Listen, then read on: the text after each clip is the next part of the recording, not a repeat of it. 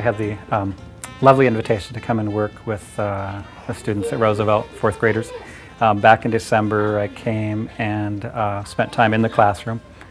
We took them from ground zero, as it were, with a painting technique that I've been working on in acrylic, and starting on a black surface and developing color and storytelling. And my degree is in illustration, so I'm oftentimes about creating artwork that creates a window into something else.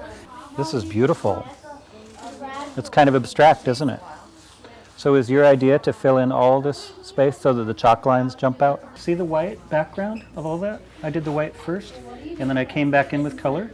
Remember we talked about that? You painted the whole section? The whole background white. A lot of times I'll try to couch my paint lessons along with lessons in economy and ecology, because I'm able to take salvage lumber and different items and turn them into working artwork. And if a kid can take a pickle jar out of the trash, cover it with this paint technique, and their mother decides she's going to keep wooden spoons in it, she probably won't part with that jar for decades to come. So it's got to be amazing, not only as a tool of color for a child, but it's got to be extraordinary for their self-esteem.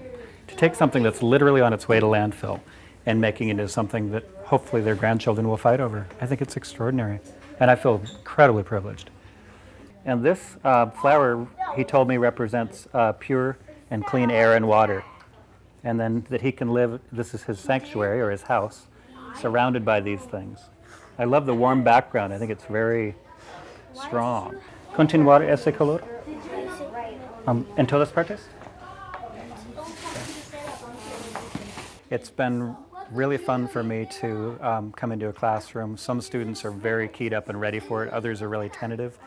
And by the end of it, a lot of kids paint right through their recess. They paint right through, they don't want to leave at the end of the day.